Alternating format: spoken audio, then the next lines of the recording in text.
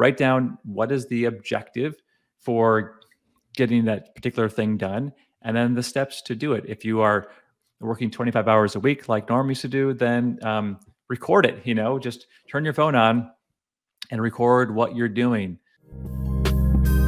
Lunch with Norm. Lunch with Norm. Lunch with Norm.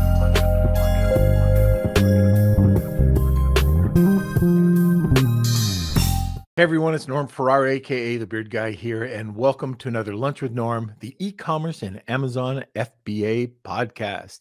Today we're going to be talking about automating your business with tools and software that you need.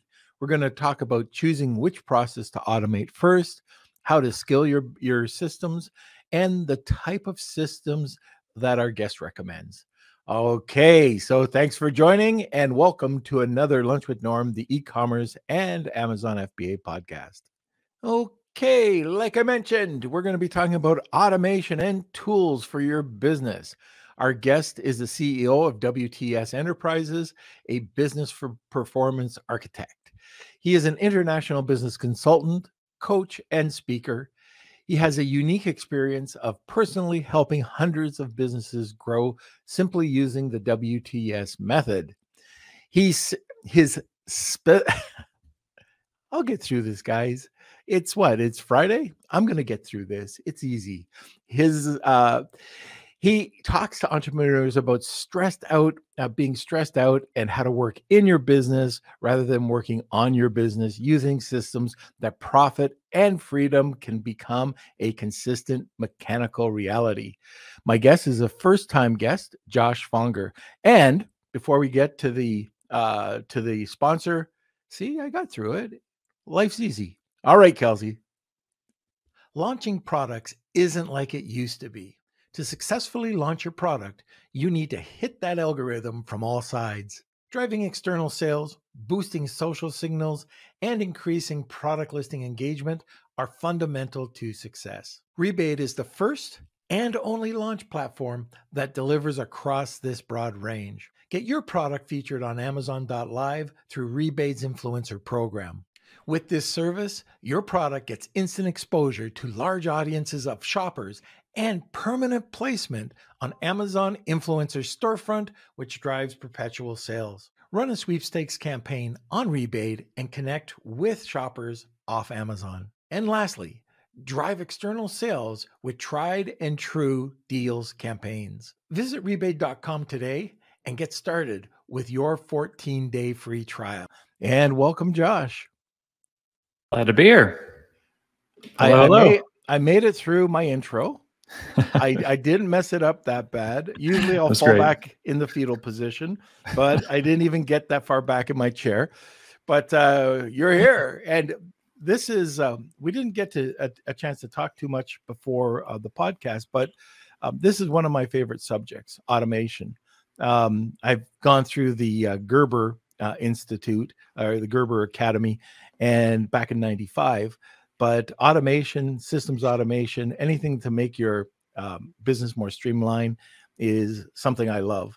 So anyways, we're already on track. Oh, good. Excited to be here. Yeah. And that's why Sam Carpenter actually wrote this book, Work the System, which is what we really promote is this methodology. And it's the most common comment we get is, this is the book that Michael Gerber never wrote. It's like, how do we actually apply these concepts into the real world in a small business and mechanically make the changes? And that's what I do. Yeah, and it's interesting because when you take a look at the E-Myth, I think you're correct. You're 100% correct, because to really apply those things and those principles, you had to go to the next level with Michael, and that was the Academy. And then you got, like, it was no longer a $20 book, but anyways, it was very interesting, and it did help change. And anytime there's automation for any of the listeners, it is worth spending the time to get the systems in place. And I know we're going to be touching on all of that today. So this is one of my favorite tools, or one of my favorite topics. Well, great. Yeah, I'm excited to get into it and see how we can help your audience today. Well, why don't we talk about the WTS system? What is it? Yeah. So as most people probably understand, if you're watching the video, I'll keep putting the book up there. It stands for Work the System, and kind of a clever title that my previous business partner came up with, Sam Carpenter, and it really has to do with seeing your world different, which is the systems mindset, and then beyond that, the methodology includes coming up with a really crystal clear strategy we call a strategic objective, defining the way work happens, which we call general operating procedures, or sorry, general operating principles. And then beyond that, it's the working procedures. Most people know them as SOPs. Now we call them working procedures because you're always working on them, and you're always working in them. And if you assemble those procedures over time and continuously tweak them, you can mechanically build a business and ideally mechanically build freedom in your life as an entrepreneur, both in terms of financial and time. And that allows you to not have your business be you, but have your business be separate from you. And so we take people through those steps, the mindset, the strategy, the principles, and the procedures. Oh, very good. It's interesting that you said procedures because I've talked to people. They very common in the Amazon space. People talk about SOPs, but they don't talk about the procedure. So I usually say that the procedure is the overall. It's the policy that drives the SOP. So you have to, have buy-in, definitions. What are your prerequisites to do it? Who's reporting to who?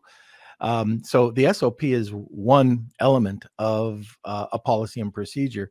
So many times with Amazon, and when people are talking, they only talk about the SOP, and I don't think that's right. What do you think? Well, yeah. I mean, I've worked with plenty of companies where I walk into them and they already have hundreds of SOPs written down, but their company is wildly dysfunctional. It's not going a straight line. There's inefficiencies everywhere, and it's because they may have written down how things are supposed to go, and that might be 2 or 3 or 5 years old, but their strategy has shifted, the personnel has shifted, their software has shifted. There's so many things that have shifted. So we really focus heavily on a corporate mindset, strategy, and principles, so that when you do have things written down, people actually want to follow them. They actually want to improve them. They actually want to basically utilize that infrastructure because it's very easy to write down how something happens. It's a different thing to actually kind of tweak it towards perfection, both in its written form and then in its application. And if it's not being applied company wide, you're not really getting the full benefit out of it. And none of the data or the KPIs that you're tracking are going to be very useful because you don't really know how is this work being done if they're not actually following the way you documented it for it to be done. And so I'll kind of go into companies and they'll show me their KPIs, but I'll say, well, how is your sales team actually making these calls, or how is your customer service actually doing, handling complaints, or whatever it might be. And if they don't really know, then they don't really know how to fix or improve their problems. Okay, and just to the listeners, if you are using any form of SOP or policies, well, first of all, do you have them? And second of all, let us know how they're working for you.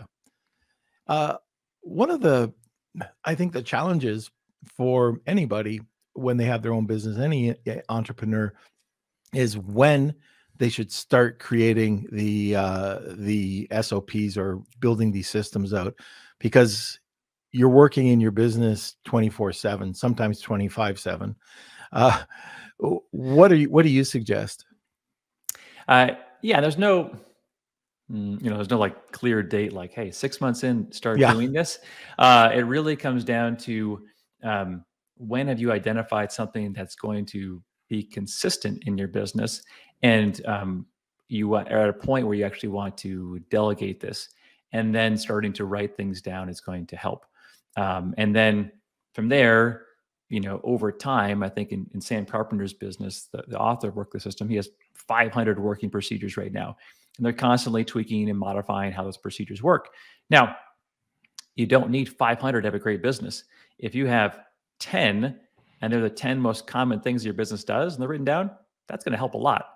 The next 10 are going to help a lot too, but maybe a little bit less. So as you increase the number of procedures you document in your business, there's going to be likely diminishing returns because you're going to handle the biggest problems first and prioritize, the core parts of your company. So if you are, again, let's just use making sales calls, that everyone can understand that.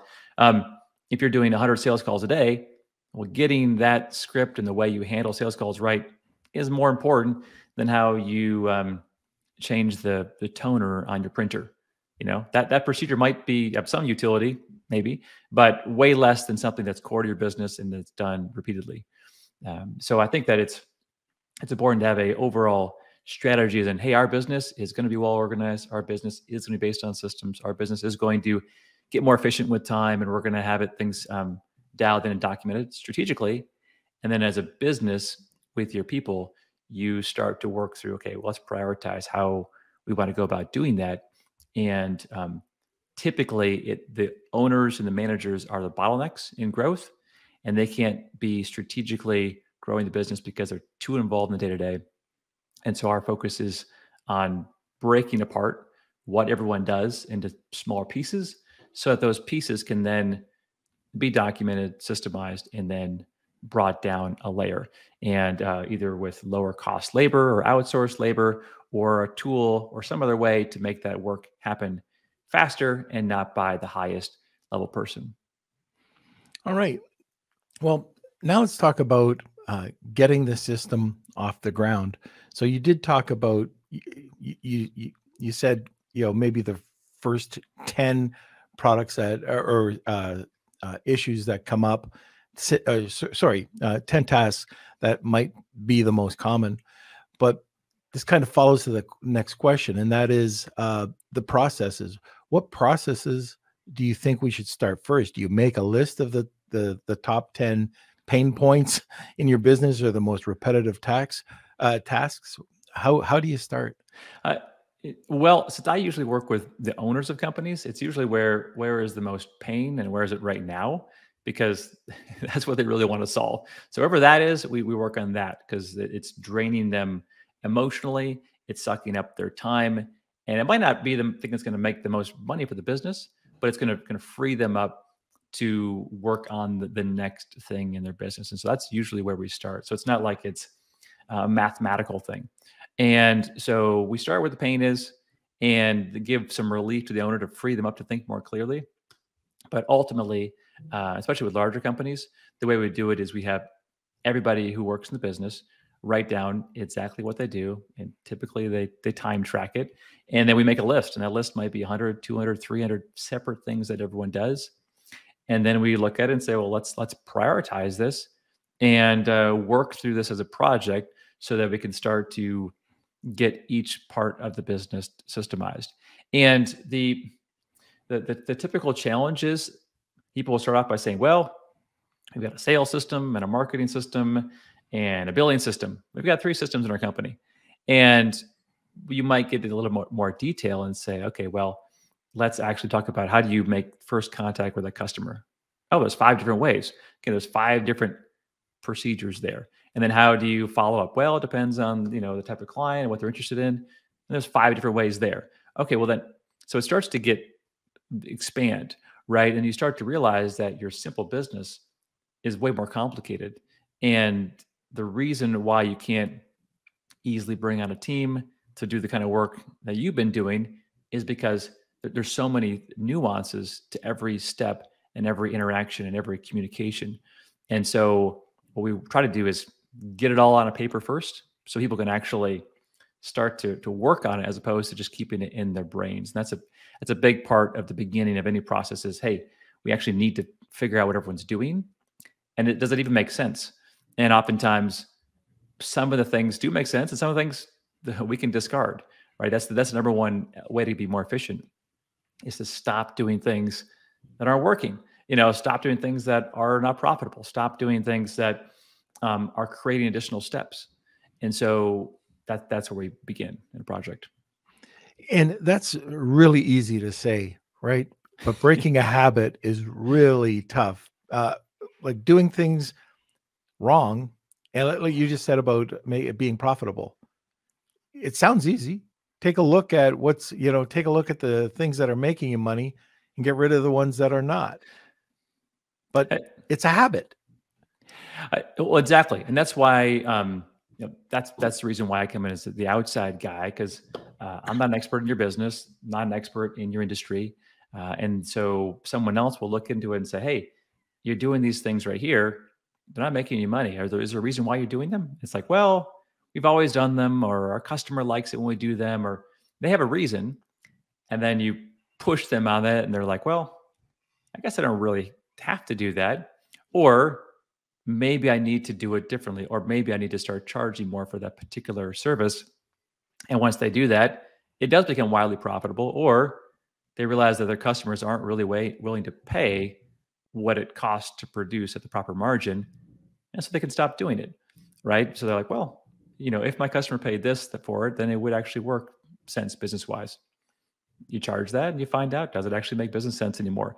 And so some of the things with each company probably don't make business sense. And again, it just comes down to taking it off everyone's shoulders and brains, usually the owners, and putting it down on a sheet where we can actually isolate and identify the separate pieces of the business. And that's a big part of what we try to focus in on, is simplifying companies. Is that they usually entrepreneurs are great with ideas, they're great with innovation, they're great with trying new things, experimentation, but they're not always great with simplification, and they're not always great with killing bad ideas. And so we try to walk them through that. So going back to understanding, which task you would work on first. This is just the way that we do it, and I don't know if this is very similar. It sounds like it's very similar to what you're doing, but we'll take an org chart or create a task board, and we'll have it broken down into sales, operations, marketing, and then those tasks will be assigned a 10, 100, 1,000, or $10,000 assignment. So, and those are just numbers, but anybody that's got a repetitive task at $10, we're definitely 100% going to be giving to a VA. We're going to train, and those are going to be the ones we do next. And then we'll go up the next level and up the next level until at the end of the day, I don't think this has ever happened, at least to me, but just working on those 10, like building that company, right? I always find that, all right, somebody needs my input for something. I still have to be the psychologist once in a while, but I don't know a way and that I can only work on my business. Now, there's a guy in the business, Steve Simonson. I don't know if you know him, but he's very, very successful entrepreneur. He says, if I am delegated a task during one of my staff meetings, I have failed in the staff meeting. What is your thought on that? That's a pretty heavy statement. Yeah, well, I think it makes sense. I mean, it depends. The goal of a staff meeting is to push more work off of you onto the team. So it totally makes sense. But I'm sure there's exceptions to that where they say, hey, we actually need to find new financing. We need $1 million loan. Okay, well, who's going to do that? Well, maybe the owners can actually end up doing that. So there are going to be circumstances, of course. Right. But yeah, generally speaking, that's the goal. And having a meeting systems or communication system is important. That's one of the ones we set up with all our clients, is that they usually don't have a efficient and productive way to be the company psychologist or the psychologist for their team. And so we want to make sure, do we have, daily, weekly, monthly, quarterly, semi-annual, and annual strategic, efficient meeting systems set up so that as you do build a team, you're not just abdicating the work to them and recognizing poor results, but you're actually pouring into them in the most efficient and effective way. And so a lot of times when people think systems, they're thinking, technology or automation. They're not necessarily thinking about, communication systems. Like, hey, I want to have a certain kind of relationship with my parents, for instance. I'm going to call them once a week. That's a system. I want that to be more efficient, though. I'll call them while I'm driving. No, it's more efficient. I want it to be, a certain level of depth of relationship. I'll make sure that I talk about these topics. So like there's ways to cram more value into a system, and that's a very abstract way to think about it. Mhm. But it's the same with exercise. So I can exercise just generically, jog around the street, or I can make it more valuable because I can do it with my kids, and I can make it more valuable if I add a stopwatch, because then we're going to do it a little bit faster, and then I could make it more valuable by, I don't know, putting on some music that is encouraging. So like we've maximized that system by thinking about it as a separate entity and figuring out how do we make the most out of each thing that we do. And that's kind of what we're trying to do in a business and everything in life. Because when I work with entrepreneurs, it's their whole life, but we focus on growing the business. Is that you want to produce the most value out of each thing that you're going to do, and rearrange it in your life so that it makes the most sense, so that you actually get to your end goal. And most people don't. The end goal is nebulous. The way to get there is in their head, and therefore the results are, again, similarly rough. And so we try to get it, again, what do we want to build, and then let's build a machine to take us there. Okay, very good. Well, we're getting to the bottom of the hour, and just one sec. Frog in my throat. Okay, so we're getting to the bottom of the hour. Would love to hear from any of the listeners about the systems they're using, or if they have systems, and is it working for you, or if you're having any problems. The other thing is, it's that time. We're going to talk about Wheel of Kelsey, hashtag Wheel of Kelsey, tag 2 people, get a second entry. For those of you that are listening for the first time, this is where you would enter hashtag Wheel of Kelsey to enter into our giveaway for the day. And Josh, why don't we talk a little bit about the giveaway today? Okay, yeah. Well, talking to Kelsey earlier today, and the giveaway is a copy of this book. So if you live in the U.S., we can mail you a copy of this book, Work the System. And of course, you can get it on Amazon, but we'll mail a copy directly to you for your charge. And for everyone who doesn't win, go to WTSenterprises.com, and then you can get a free download of the summary of the book.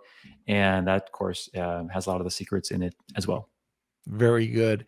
And like we did last week, we are also going to top that up with either a press release from Netfluence, or a Turf Terminator, or one of the 3 from Honu Worldwide. So anyways, it will be your choice, whatever you want. It'll be the book plus the Honu package or the press release. Okay, so that's hashtag Wheel of Kelsey. And Kelsey, why don't we go to a commercial? I want to give a quick shout out to an incredible group of sponsors to help keep this podcast running. The Lunch with Norm podcast would not be possible without the support of the following sponsors: Post Purchase Pro, Clear Ads, Jeff Schick Law, Rebate.com, Honu Worldwide, Digital Blacksmiths, Netfluence, Extreme Power, and Startup Club. Now back to the show. A group of some great sponsors, and thank you again for sponsoring the show.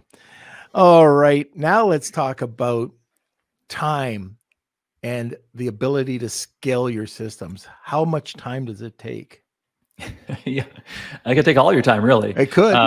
It could take all of your time. And usually when I'm charting with somebody, and anybody really, they're already using all their time. Like everyone is currently utilizing all of their time. And so the first thing is to free up a chunk of time so you can actually work on the systems of your business and improve them.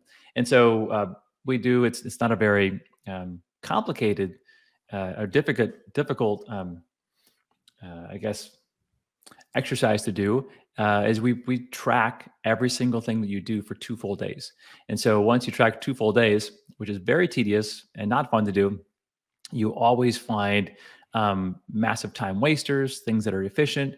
There's elements of your day where you were putting the wrong sequence of your day together. So maybe your biological prime time, or the time where you have the most energy, you were actually doing things that required very little energy, and the things that required lots of intensity and focus, you were doing when you didn't have energy, maybe at the end of the day.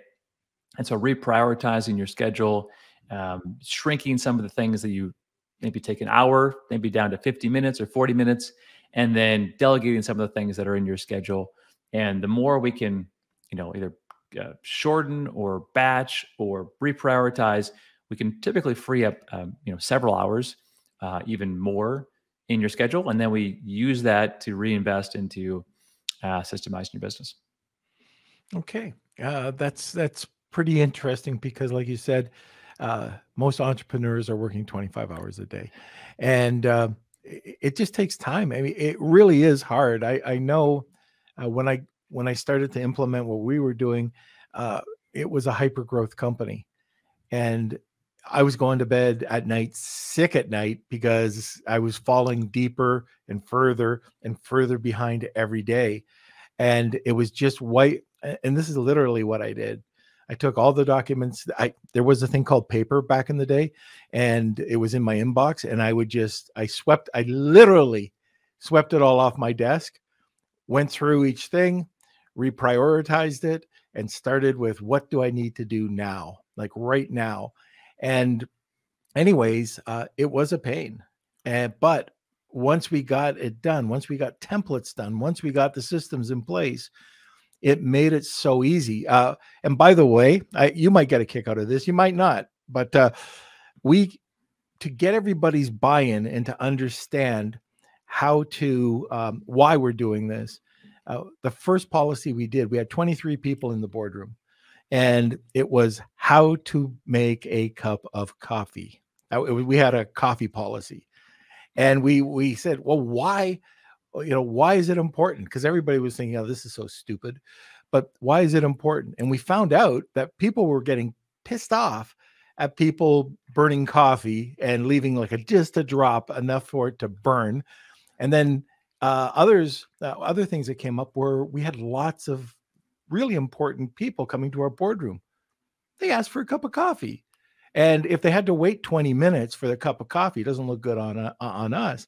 So anyways, very simple. This is why. Then where are things located? How much do you use? We had one person, I've said this on the podcast before, and I'm not kidding. They bought one pallet of filters because we could get a price break. One pallet. That's a lifetime plus 2 lifetimes, of coffee filters. But anyways, where are they? And then just how to make it. How many scoops? Are they heaping scoops?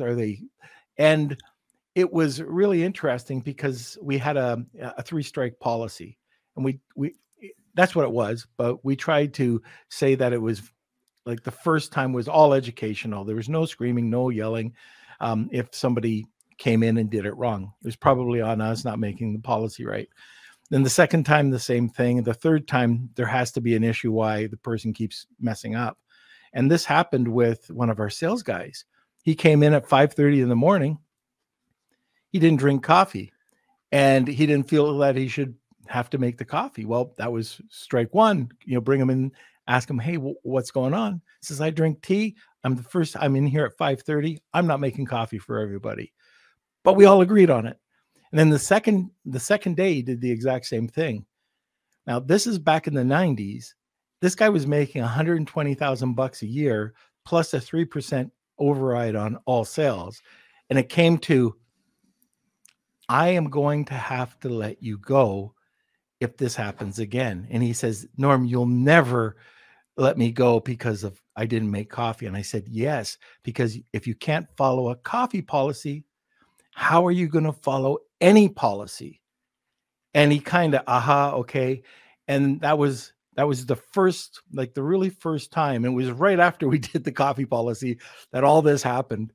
But it was that simple. And it is a 5-page policy on how to make a cup of coffee and where to go and drawings and everything like that. I still have it. But anyways, I just thought I'd share that. That's a great story. And salespeople are generally the hardest to get to buy in to. Salespeople and business owners. The owners and the salespeople are the hardest to get to buy into this, not because they don't believe in it and agree with it, but they just like to do things their own way. And they are self-confident enough in their ability to innovate on the spot, and they like the freedom to do that. And so I'm not surprised by the salesperson not wanting to follow it. But when we try to make this initiative happen, because it's cultural and it's mechanical, we let them know that there might be some people in your team who are going to be let go. And if you don't have the backbone to make that happen, you're going to be in trouble, right? If they see that, hey, here's how we're going to do it, and then some people it's allowed if you break the rules, and these people, we really need them, so it's okay if they don't really follow it, then it's never going to happen. So you might as well not even start. It's just going to diminish your credibility as a leader when you go through it, and then you'll invest in these systems, and no one will use them. So there's no point in starting. But if you can actually, like you said, get buy-in from everybody and say, hey, is this really the best way to do it? Yes, it is. We all agree. Okay, we're going to actually do it this way. And then you have a 3-strike policy, then you can actually follow through with it and get them to actually follow it. The one thing that we'll do with departments like salespeople or outside sales, where we know that they're not going to be able to get held into a box, is that we make their procedures more open-ended, with a lot more opportunity to think on the fly. And so we'll call those maybe guidelines, where they're more best practices and suggestions, and not, you must do this and you must say this, because we just know we're not going to actually get them to comply with that. And it will hurt the business to be that rigid. Very good. All right. Now, we talked just before the podcast about tools, apps. What are some of these recommendations that you can make to systemize your business? Yeah. Well, I'm going to disappoint here, but also I'll keep this podcast relevant for many, many years in the future. I don't actually have a specific one to recommend. I mean, I don't know. We use Zapier. I'm sure everyone does, but there's a ton of them out there. They're going to be changing every year. Then the biggest issue that I have with tech geeks that I work with that are really into automations is that they've typically automated too much too soon in a process that was not well thought out to begin with. So they've kind of shot themselves in the foot by investing too much into something that now is rigid, that needs to be broken because their business model wasn't set up right. It wasn't thought through. They didn't think through the customer journey from first visibility to collecting the lead, to nurturing, to presenting, to selling, to closing, to collecting, to fulfilling the customer. Like, they haven't walked through all of those things in a more manual, organic way long enough yet to know what really are the right places to automate. And then when they did decide to automate, they did too much of it, too broad, as opposed to like, okay, this one piece we figured out. It's one little sliver. Let's automate that little sliver. And then this one thing right here, let's automate that. But I typically work with companies that we have to dismantle so we can build it right. And then again, I'm not a tool expert, and each industry kind of has their own things that they do. So I don't have any like, hey, use this tool and it's going to change your life. Oftentimes I'm dismantling tools, unfortunately, to get it right first. And it's a trap that entrepreneurs can fall into sometimes, is they think once it's automated, my problems are solved. Well, they are, as long as you don't change it, that particular step. But as soon as you change that step, your problems are beginning, because you have to unravel that. And it might not be that easy to do. And you might create some more headaches along the way. So that's kind of more of the world I play in. And also I play with a lot of different industries. I'm sure in your market, people who are doing Amazon selling, they need to do a lot more automation, and a lot more has been figured out. And there's probably amazing tools for it that I'm not aware of, that you just can't run your business efficiently unless you use them. So for those people, maybe they can halfway listen to what I'm saying. But for people who are outside of the Amazon world, they probably get more about what I'm saying. Yeah. And you were talking about making a policy that, you automate, and maybe it's the wrong and you have to go back and automate it later. I've made mistakes like that in the beginning. I still make mistakes with SOPs and policies. But one of the big mistakes I did was, this is what I'm thinking. And it was from the top down. And I'm thinking, okay, this is the best policy. And I find out, and this is just a young buck learning how to do this, but I was making things way more complicated, or I didn't understand the department, and people they were complying, but they were not happy with some of the policies put in place. Everybody, I mean, the best thing to do is have suggestions. People within within the department talk to you and give you feedback, and not just driving it from the top down, because you will never ever get buy-in. Yeah, definitely. We call it the bottom up. And so you really do need to engage your team the lowest level possible. And the essential way to do that is to keep it really, really simple. The more you complicate it, the less you're going to be able to involve your team in helping create processes that actually work in the real world.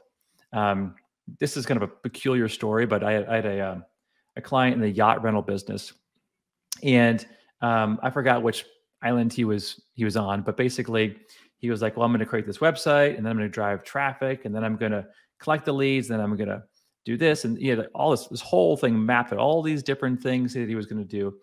And I said, well, how many, he's trying to set up these deals with these people who owned yachts and these various hotels and vacation rental areas.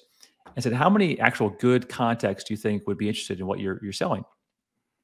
And he said, well, probably about 100 on this island. So I said, there's only 100. I said, what if you just called them all or visited them? Why don't you just visit 10 of these locations a day? You'll be done in 10 days.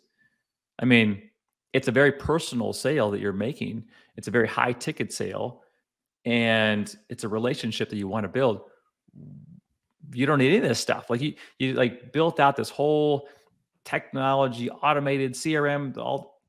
I said, you just need to call these people, and then you're going to get a much higher close rate. You won't need to create anything, and you'll be off to the races. And so he, shifted his mindset on that. I think that's the trick, or the problem with systems, is sometimes you can build a lot of extra pieces, and because technology is amazing, it can do all this stuff. One of my I certify consultants who do what I do, and one of them, had this chat bot on his website and this automated filter, and this. I said, in the end, you're selling, high ticket, high touch consulting services. People are going to be paying $10,000 to $100,000, and they're not going to want to be dealing with a chat bot. They just want to talk to you and see if they really trust you and want to work with you, and divulge their inner problems and their financials with you. You don't need to build all this stuff. You just need to have a way for them to call you, and then you sell to them. That's it. Anything else is extra hassle. And this is, again, high ticket consulting. This is not, selling a $5 widget online. In that case, you would need the systems. But I think that it's always important to think back. This is why we always go to a strategic objective first. Exactly what is your business about? Exactly what are you trying to achieve? Exactly what is your plan to achieve it? And then build the systems to make that happen. Don't say, I've got a problem right now, I'm going to build a system for it, because you may need to rethink exactly how you're operating, what you're doing. Because especially you deal in the online world, things are changing. They change fast. So you need to make sure the infrastructure you build is nimble enough to move with the way the marketplace is changing. Otherwise, you're going to invest a lot in something that is going to be obsolete in 6 months. Okay, very good. So again, to the listeners, if you have any questions about systemizing your business or anything we've talked about today, please throw them into the comment section and we'll get to it.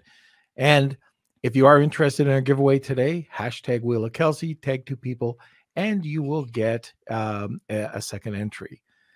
Now, I was just wondering if there is a really quick, step process to systemizing your business. Can you give us like 5 action steps or 3 action steps that we can do this?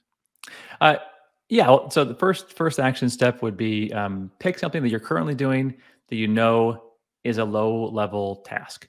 So I'm working with a home flipper right now, and oftentimes he'll go to Home Depot or Lowe's or whatever to pick up materials and bring it to one of his job sites.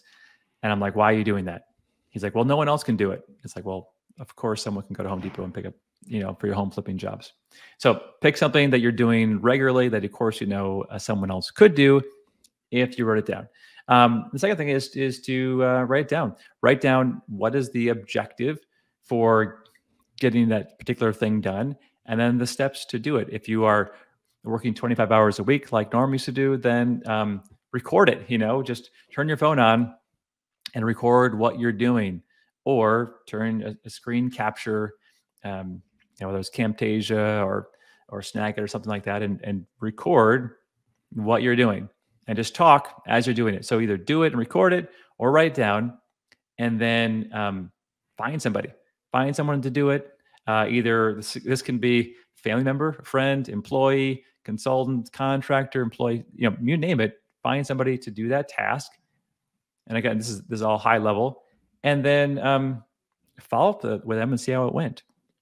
Likely you didn't put enough detail in there the first time around, so you add that. And then within those steps, you have now separated that particular task from your life forever. And if you were doing it 5 times a week and it took you a half hour at a time, it's 2.5 hours a week. Multiply 2.5 hours a week times your life, and you made a big, massive change in your life. It might not feel like much, but it was. And Sam, in the book, he's got this great story. It's this book is over 10 years old now, but it was on depositing checks. He used to be involved in depositing checks, like physical checks, in his business. And once he wrote down how to do it, he saved himself, 2 hours, hour and a half a week, every week for 30 years. So like, it was worth it to actually invest in that system. But don't make it more complicated than what I just said. It's really that simple. I had one client where she just hated the way the board, kind of like what you were talking about, Norm, where the conference room was just too, like, wasn't set up right. It wasn't the coffee. It was the conference room just didn't have the chairs right, the tables right, the whiteboard right. Just always was kind of disheveled. And so when they brought in, donors and people who were going to be involved in growing the business, she just didn't like the way it looked. And I said, well, just take a picture of it once the way you like it. So took a picture and then tape it to the wall and tell everybody, this is how it needs to look always. It took 2 minutes to solve the problem that was nagging her for 10 years. And that was the procedure. A photo stuck. Now it became more polished than that, but like, hey, we solved the problem. Take a photo, stick it to the wall. That's how you just tell everyone, this is how it should always look when you leave the room. There you go. As opposed to the CEO of a $20 million company rearranging chairs and tables all the time. So think about how you're wasting your time by doing low-level work, and then get creative with a way to build a system. Okay, that's great advice. So, Kelsey, I don't know if we have any questions today. Are there any comments? Let me see. We have one from Andrew. He's saying the worst thing in my job is when people get creative and everyone thinks something turns out to be a policy or procedure because everyone is doing it, and it kind of snowballs into that. So it's one of the comments. But yeah, no other questions. Going back to the Walmart live that we had, Chuck was saying that the live was great, and we had some questions about the book again.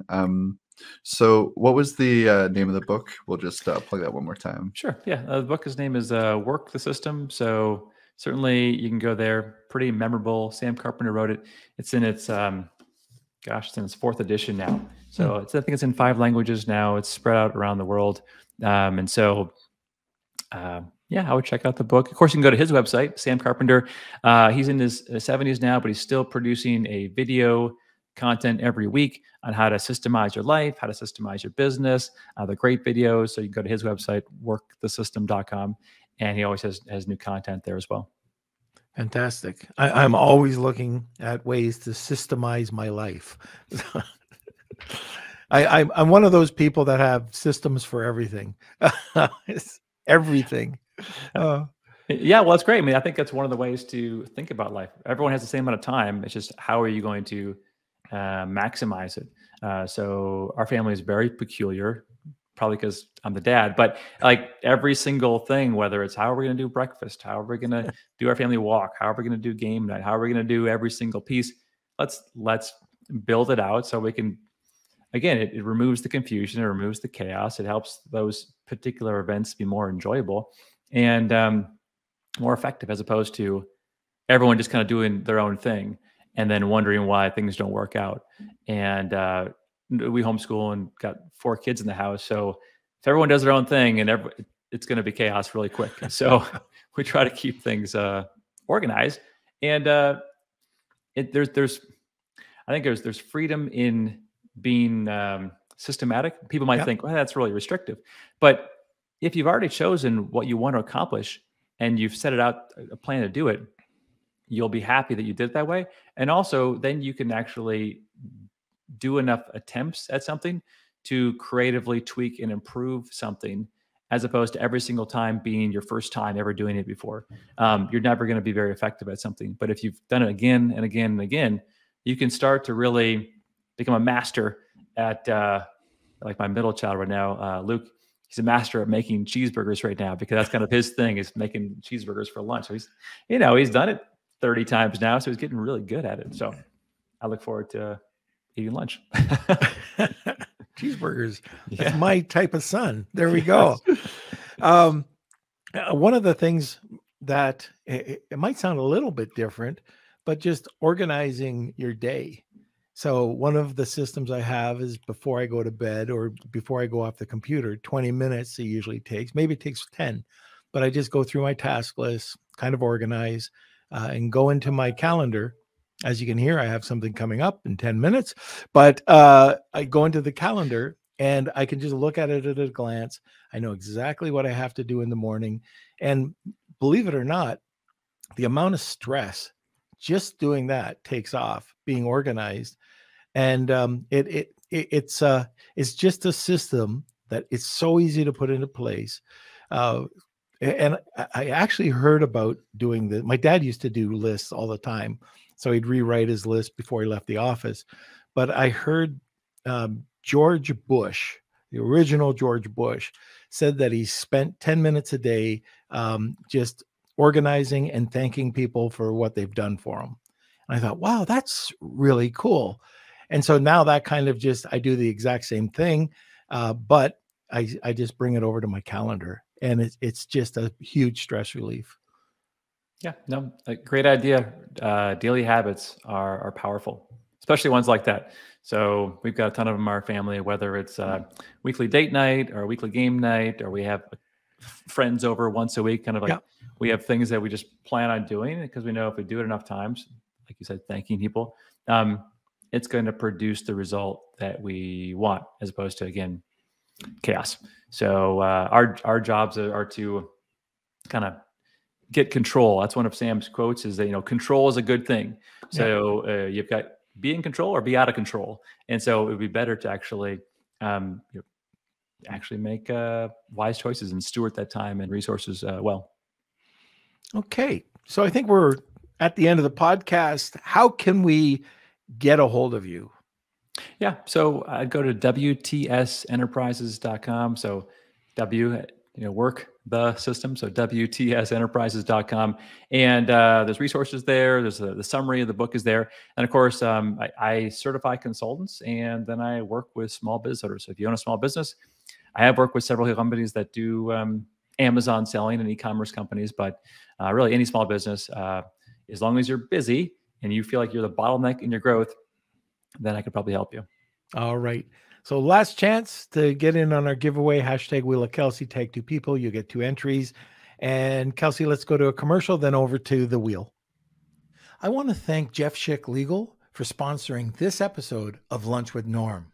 You've probably heard on the podcast about Amazon suspensions. They're very real. It can happen at any time. And when it does happen, how do you get out of it? How does the little guy like you and me get out of these suspensions without paying an arm and a leg in legal fees? This is where Jeff Schick Legal is here to help. For a very low monthly retainer, for only $89, get access to Amazon attorney Jeff Schick. That's right. You can sit back, relax, enjoy that cup of coffee while listening to the Lunch with Norm podcast, knowing that you have an advocate and a partner in your business success. But wait, Just mention Lunch with Norm and receive 50% off the first 2 months. Get the protection you need and visit jeffschick.com today. That's JEFFSCHICK.com. Now let's get back to the show. Okay, so you've never seen The Wheel of Kelsey. Be prepared to turn down your volume. It's time for the Wheel of Kelsey.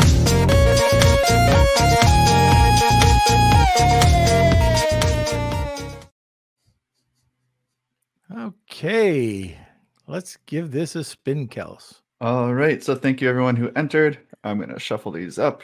We do this every single podcast. So if you are the winner, please let me know at k@lunchwithnorm.com. And it's Chuck. All right. There you go, Chuck. All right. Enjoy. Congratulations. Okay, Josh. Well, thanks for joining us today. It was a pleasure having you on. And again, talking about one of my favorite subjects. Glad to be here. Thanks, Norm. Want more great information? Don't forget to subscribe by clicking here. Also, if you want to check out our latest podcasts, click over here. Lunch with Norm.